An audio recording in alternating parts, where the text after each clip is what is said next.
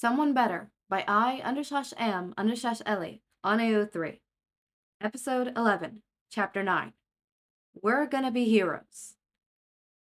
Shouta had never regretted taking custody of a child more than he did that moment. Work for Shouta had started at 4 a.m. before, but now that Izuku was finally going to school, he had to go through the lengthy process of changing his work schedule.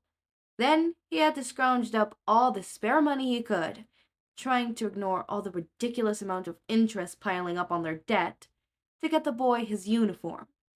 Then he had to take a day off of work, something that his boss had not been happy about at all, to enroll Izuku into the nearest primary school. Then he had to worry about lunch money and books and new shoes and a haircut, because apparently Izuku's hair was too long. And then he had to figure out how to get him to school on time, while also getting to his job on time.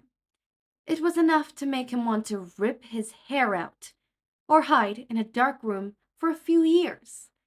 That was how he found himself where he was. It was 6 a.m., and he was nursing a cup of coffee and trying to tame his shaggy black hair with the hated hairbrush before throwing it back into a bun and clipping his bangs out of his face with cat clips.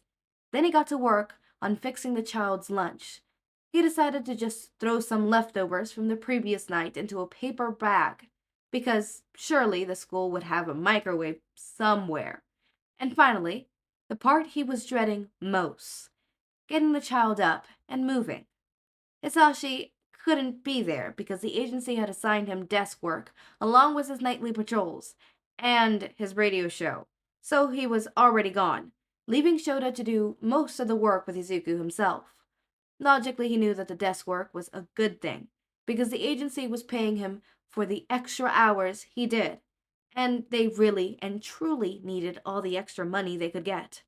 But it didn't make him less upset at having to get the child up and ready by himself. Shouta opened the boy's bedroom door, flipping the overhead lights on. Izuku groaned and rolled over, burying himself into his pillow. Up, he said. Izuku moaned pitifully. Get up, Cabbage. No movement. If the child was this bad in the morning, maybe he should make his bedtime an hour earlier. Cabbage, get up. Grah! What does that even mean? Cabbage, it's the first day of school. Time to wake up. Izuku muttered something that didn't sound like Japanese. Shouta sighed. He walked over to the boy, ripping the blankets and sheets off and tossing them aside. Up, now, please. Izuku sighed, sitting up and rubbing his eyes tiredly. Why do I gotta go to school?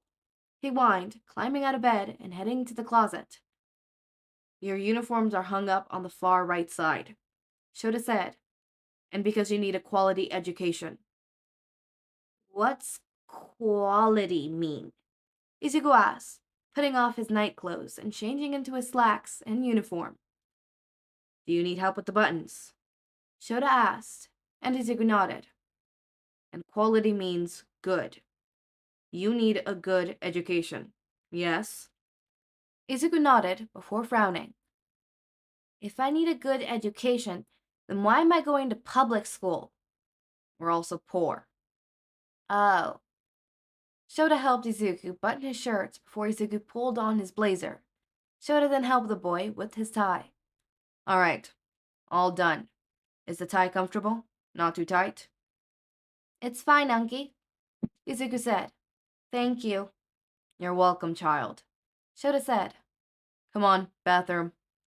Izuku sighed, tiredly, trailing behind Shouta to the bathroom, where they stood in front of the mirror. Shouta grabbed a comb and a spray bottle, drenching the boy's hair with water, like he did almost every morning. To be fair, the boy's hair had to be combed every morning. It got tangled far too easily. Don't yank, Izuku warned him through a yawn. I know, child, Shouta said, sectioning off the hair and running his comb through it. Izuku fiddled with his fingers as he did, glancing around the room. He looked anxious. Shouta finished combing the boy's hair, swooping the green curls to the side. He knew that, by midday, Izuku's hair would be just as wild and curly as it had been that morning. "What's wrong?" Shouta asked, putting the spray bottle and the comb to the side. He looked agitated. "I'm a little nervous," Izuku admitted. He had learned what the word nervous meant recently, too.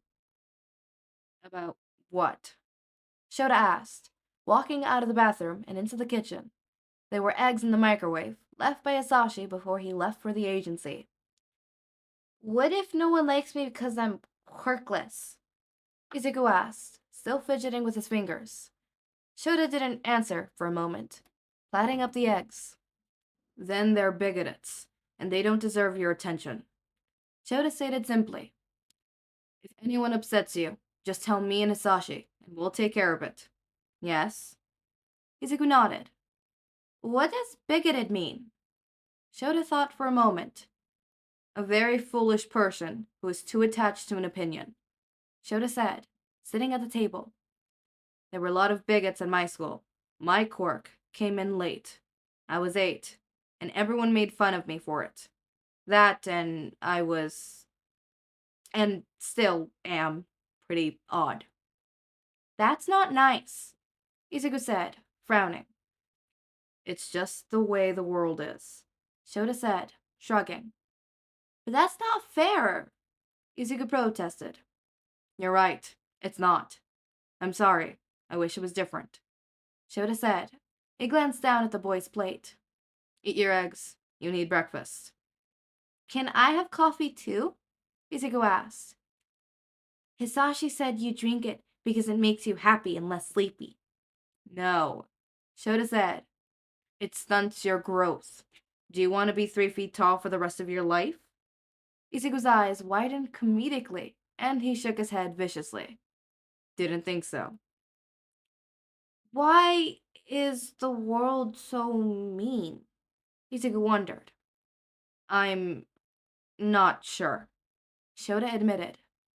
"Some people have different opinions, and sometimes those opinions aren't very nice. And when they clash with other people's opinions, sometimes it could bring out the worst in people. It doesn't make a lot of sense, but you'll understand it someday, okay?" "I'm never gonna be mean like that," Izuku said, resolutely. "My opi- opinions," Shouta supplied. "Yeah, those," Izuku said. "They're gonna be nice ones." "Good," Shouta said. He glanced at the wall clock. "Time to go. Backpack, shoes, car seat. Let's go." Izuku nodded, running up to slip his new shoes on and grab his backpack. By the time Shouta had slipped into his work uniform, tags, tags, tags, tags, Izuku was in the living room, waiting impatiently by the door. They went down to the parking lot, Izuku climbing into the back seat and buckling himself up. Shouta climbed into the front, starting the car before peeling out of the parking lot. Driving was just another thing on the list of things Shouta hated doing, but sometimes it simply couldn't be avoided. It took them 20 minutes to get to Izuku's primary school. Pulling into the parking lot at 7:40, Shouta climbed out of the car with Izuku, helping him grab his stuff, and walking him into the building, unsure of what he was supposed to do. There was a receptionist in the front office. "Hello," the receptionist said warmly. "Hi," Shouta said, feeling awkward. I'm here to drop off the child. Where do I take him?" "Well, what's his name?" the receptionist asked warmly, turning towards her computer. "Izuku Midoriya," Shouta answered. "I'm his guardian and his medical contact. Backup emergency contacts are listed under Hizashi, Yamada, and Nemuri Kamida." "Yes, here he is," the woman said. "He'll be in Mrs. Suzuki's class. It's down the first-year hallway, just past the bathroom. You'll know it when you see it, dear." "Yes, thank you," Shouta said. "Come on, child," he said to Izuku, opening the door and walking out of the office. It didn't take much work to find the correct classroom. Once he opened the door, a wave of noise hit him full force. There were 12 other small children in the room, A lot of them were crying and clinging to their parents. One was standing on a bookshelf, screaming when anyone got near him. A couple were acting fairly civil, playing with toys near the back. One little girl had bright pink hair and was running around with a toy screaming. Shouta felt Izuku hide behind his leg. The teacher saw them and hurried over. "Hello," she said, hurriedly, looking rather tired. "Is your son in my class, or are you asking for directions?" "He is not my son. He is my nephew," Shouta said. "And yes, he's in your class." "Great," the teacher said, looking pained. "Well, the young man could go to the table and sit down, maybe color in one of our coloring books. Does he have school supplies?" Shouta nodded. "Excellent. Tell him to go hang his bag over there, please." Shouta nodded. He turned to the boy. "Cabbage," he said. Izuku looked up at him. "Behave, be nice to your classmates, and try to make friends. Remember what I told you this morning." Izuku nodded. "Your Uncle Hizashi will pick you up this evening, after his show, alright?" Izuku nodded. "Put your stuff up and sit down after I leave." Izuku nodded. "Try to keep the BART wheels to a minimum." Izuku nodded. "And when you go to recess, don't bring anything from outside to the inside. Yes?" Izuku nodded. "Good. I have to get to work." "I love you, Unky Sho," Izuku said, looking a tad bit nervous at being separated from him. "I'll miss you." "I love you too. And don't bother missing me. I'll see you this afternoon after work. Yes? I get off at 4. Izuku nodded, though it looked shaky now. "I'll see you then, Izuku. Okay?" Izuku nodded again, before darting forward to wrap his arm around Shota's leg. The good leg this time, since Hizashi had lectured him after the last incident. "Bye-bye," Izuku said before turning to sit at one of the tables. Shouta turned to the teacher. "He has bad anxiety. Don't mention his mother or his father. If he starts crying, remind him to breathe. If he hyperventilates, call me. If he wants a hug, then hug him. Please." The teacher nodded, looking surprised. "He has a sack lunch, but it will need to be microwaved. That is all." Shouta then turned on his heel, speed walked to the car so he could get to work in time for his shift. Izuku wanted to make his uncle proud, so he immediately set out to make a friend, and there were lots of friends to choose from. He didn't think he wanted to talk to the little boy standing on a bookshelf, since he looked like one of those scary dogs on the television that slobbered and bit you. A few of the kids looked big and mean, way bigger than Izuku, and they scared him. There was a tiny little girl around the same height as him that looked like a very nice person, but she was coloring and he didn't want to bother her. The pink-haired girl was loud and scary, and she seemed pretty happy to run around screaming with her toy, which left the purple-haired boy.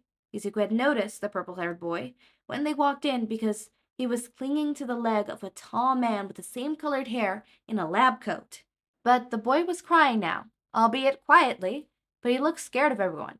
So Izuku didn't know if it would be alright to talk to him either. Maybe talking to the nice-looking girl would be better than upsetting the purple-haired boy, or getting yelled at by the crazy girl. But he also remembered what the boys at his old school said about girls. Well, they said that they were all gross, and that they didn't know how to play like boys did. And his dad had always gotten upset when he cried because he said that only girls did that. And he made it sound like girls were bad, even though Mommy was a girl and she was alright. Auntie Nem was a girl too, and she never acted weird, and she wasn't gross like the boys said. So maybe they were wrong. Or maybe they had bad opinions like Unky Sho said. So he walked to the nice-looking girl and sat next to her. The girl looked up from her drawing. Her brown hair was cut short, and the longer strands were pinned to the side, like Unky Sho's hair sometimes was. "Hi," Izuku said, feeling a little shy. "My name's Zuku." The girl smiled at him. "My name's Ochako," she said happily. "Do you like crayons? You can share mine if you want." Izuku gasped. He did like crayons. "Yes, please," he said happily, and the girl, Ochako, handed him a purple crayon. On the coloring sheet was a snowman, and Izuku covered his top hat dark purple. "Are you happy about the school?" "I am," Ochako asked, looking like she was about to start bouncing in her seat. "I'm gonna get real smart in school, and I can be a hero and make money for my parents." "I'm gonna be a hero too," Izuku said excitedly. Wait, heroes made money? Did that mean he could make money for Unki Sho and Unki Sashi, so they didn't have to worry about the bank anymore? That sounds like a good idea.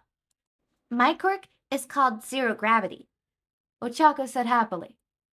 "It means I can make stuff really light, but it makes my tummy sick if I use it too much. I'm gonna be a rescue hero." Izuku felt slightly uncomfortable. Uh, I don't have a quirk," he admitted. So I'm gonna be the first quirkless hero." "You don't have a quirk?" Ochako asked. "How?" "The doctor said that my foot's weird, so I can't have one," Izuku admitted. "But that's okay. That just means I have to work harder than everyone else, and I can do that." "That sounds like a good idea," Ochako said. "Hey, maybe you and me can be a hero team. You can fight the bad guys while I rescue people. That would be cool." Izuku's eyes lit up. "Yeah, that would be so cool. I can't wait."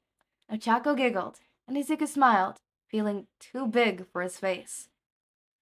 "Maybe if we make more friends, they'll want to be in our hero team too," Ochako gasped. "Yeah!" And so the two abandoned their crayons, locked in their plans to be the heroes of the future. Izuku didn't think he'd like school much.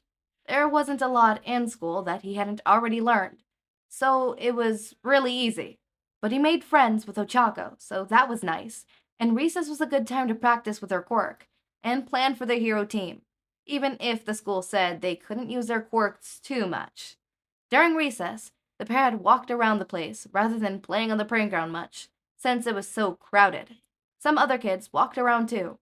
The purple-haired boy laid in the grass and stared up at the clouds the entire time.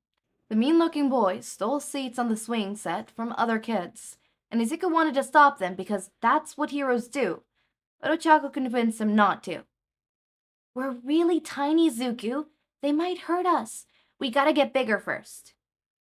The crazy pink-haired girl from earlier ran around the playground with her toy. It was silver, and it was shiny, and she never seemed to let go of it. She talked to it and squealed about it a lot. Recess ended really fast, and they went back inside for lunch. After lunch, which Izuku's teacher let him microwave in the teacher's lounge, they had afternoon classes, where the teachers taught them all about numbers and shapes. And that was a little harder for Izuku since he hadn't learned a lot about numbers yet, except how to count to 10. Ochako was really good with numbers. She said it was because her parents worked in something called construction? You'd have to ask Unki Sho what that meant later. And they had to use math a lot, so they taught some of it to Ochako. Ochako didn't know how to read it as well as Izuku, but she could add and subtract and even do something called division. And Izuku didn't know what that was either, but Ochako said it was really hard. Izuku didn't think he'd liked his teacher much. She had let him microwave his lunch, but then, as a game, they had to say what their quirk were in front of the whole class, and she looked at Izuku weird when he said he didn't have one. A lot of the other kids looked at him weird too. "What if nobody likes me, 'cause I'm quirkless?"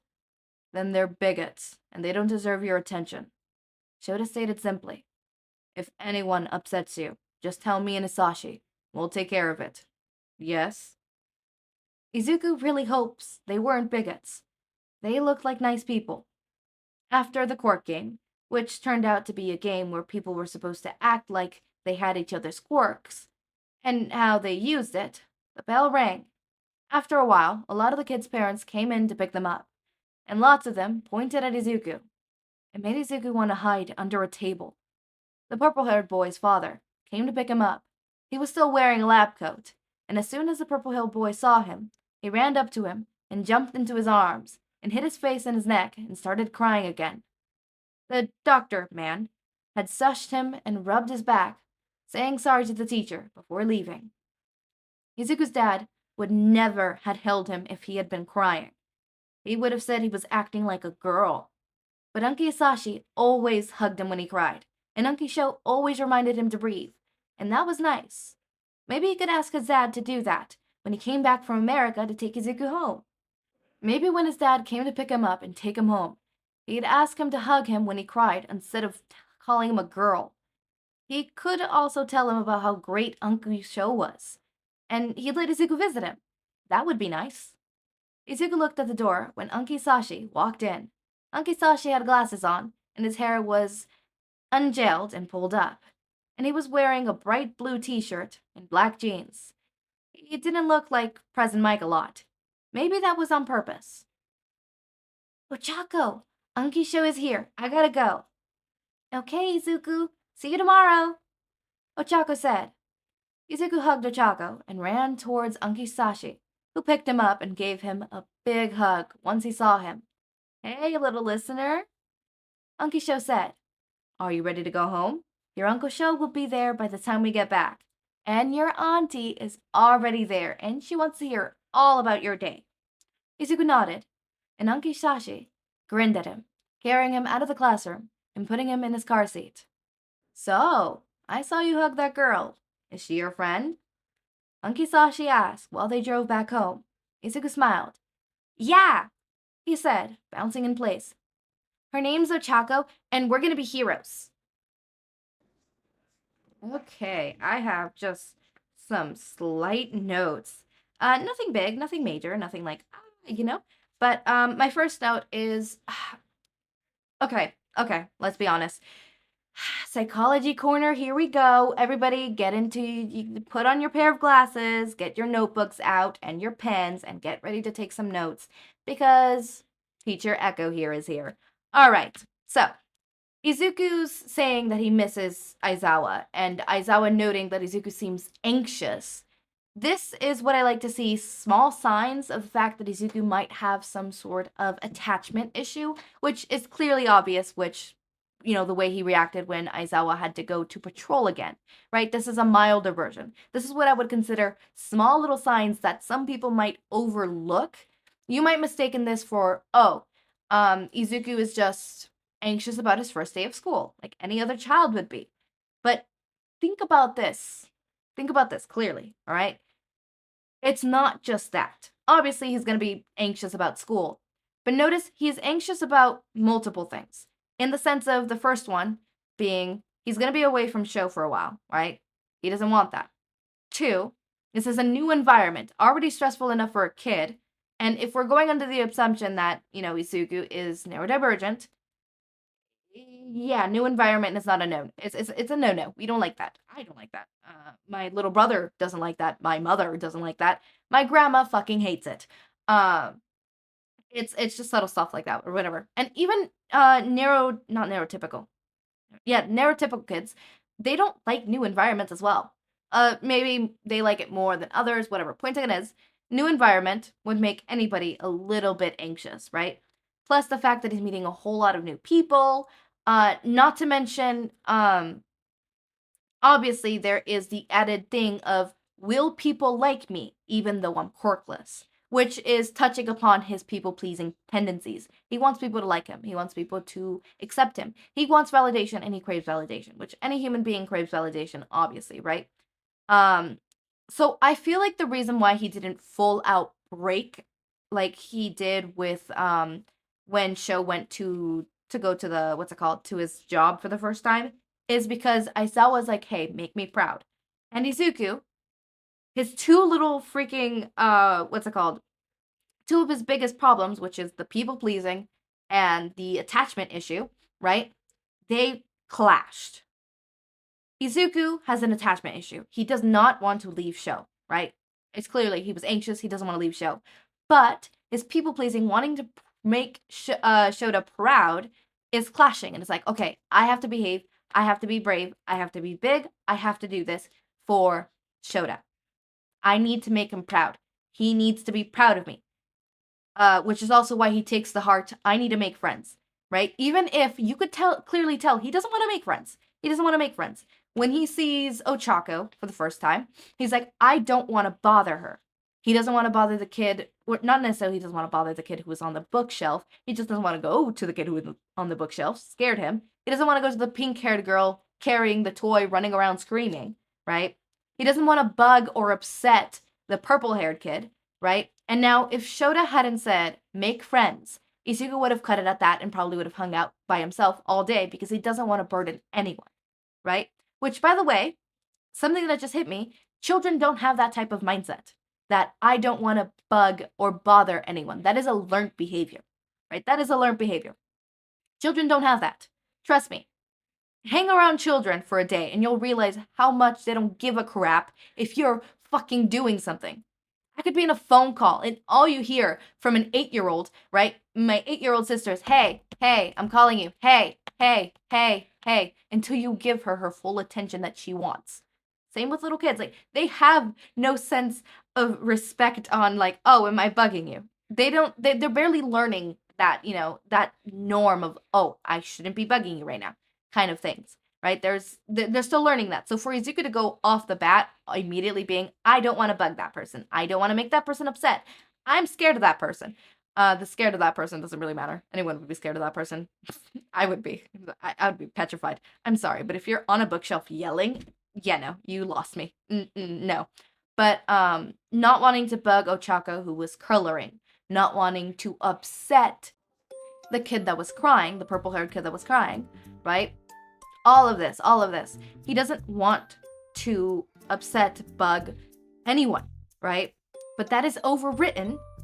That people-pleasing tendency, this is another people-pleasing against people-pleasing. His people-pleasing tendency to want to please those around him is being overwritten by the fact of he wants to please his uncle, right? Sometimes people-pleasing tendencies, some overrides or commands, we'll call them commands, some pleasing commands override others. Like, for example, someone you value highly, who you really want your praise, who you are attached to, right? Says, make friends. Okay, I don't want to bug these people, but I was told to make friends, so I'm going to make friends. No matter how uncomfortable I feel about it, and no matter if I'm going to bug these other people because my uncle told me to, so I'm going to do it, right? So that's another thing that I wanted to talk about. And the last people-pleasing tendency that you might have overlooked. You might have thought, oh, that's such a cute little sentiment. You've completely overlooked the line of Izuku saying, oh, heroes make money. Then I should be like, and even like, hold up, I need to scroll up. What was it? It was not that. Hold up, I need to scroll up. I need to find it. Where is it? Wait, heroes made money. Does that mean he can make money for Anki Sho and Anki Sashi, so they didn't have to worry about the bank anymore? That sounded like a great idea. He already wanted to be a hero, but I'll tell you this. If he didn't want to be a hero before, that would have made him want to be a hero. Izuku wants to be a hero, right? The added bonus that he's gonna get money, and his thought isn't, I'm gonna buy myself something, or I'm gonna buy myself lollipops or chocolates or whatever, which is normally what a child would do, right? My little sister, she gets money, right? The second she gets money for her birthday or whatever, the first thing she thinks about is, what toy am I gonna buy with this? When my brother, the littlest, gets money, the first thing he thinks is, where am I gonna spend this money, right? For myself. You don't think as a child, I'm gonna help out my parents. That is a learned behavior. For Uraraka, which obviously Uraraka sees that her parents are struggling. She doesn't want her parents to struggle. This comes from a very empathetic area of herself. And it is speaking to people-pleasing tendency, but I wouldn't say that she is a people-pleaser just yet. We haven't seen enough of her to determine whether she is a people-pleaser or not. That is a people-pleaser tendency. But, that just simply means that comes from a stem of, okay, I'm seeing my parents struggle, I want to help, right? And Izuku isn't coming from like, oh, I'm seeing the struggle, I want to help. Like, don't get me wrong, he's also seeing that from there. But there's the underlying tone of, I need to help because if I don't, then they're going to get tired. And if they get tired because they're working so much from getting the money, then their batteries are going to die. And then if their batteries die, I won't have them anymore, right? So while Uraraka's is just a simple, I want to help them because I see them struggling, Izuku is like, I want to help them because if they struggle, that means they have to work more. If they work more, that means they'll get tired. If they get tired, their batteries will die. And if their batteries dies, I have no one left but my father, who is not here and can't currently take care of me. See all that underlying things? It's that subtle differences of undertones and context. Obviously, I'm not saying that Utarakas doesn't have underlying context under it. Probably does. It is still fucked up that these two children are thinking about wanting to do something to give their parents money. It is a learned behavior that obviously stems from some sort of trauma, whether it's a deep trauma like Izuku's, or it's a trauma of seeing those around you struggle and wanting to help but knowing you can't do anything right now. So doing everything you physically possibly can to one day help them. So, how are we liking the psychology corners? How are we liking it? How are we liking it so far? It be good, it be nice, it be lovely. Also, I want to mention that I haven't mentioned this before, but I really love Izuku and Aizawa's dynamic in this fanfic. Izuku being like, what does this mean? Oh, okay, thank you. What does that mean? Oh, okay, thank you. Or Shouta just noticing, oh, he doesn't understand that word. This word means this. Ah, thank you. I love that dynamic. It's so sweet, it's so endearing. It's just chef's kiss, chef's kiss. Anyways, as always, my raindrops, make sure to eat, sleep, drink water, take your meds. Have a wonderful day or night. Link to my Discord server and socials are down in the description. Subscribe to see more of my content, and thank you so much for watching.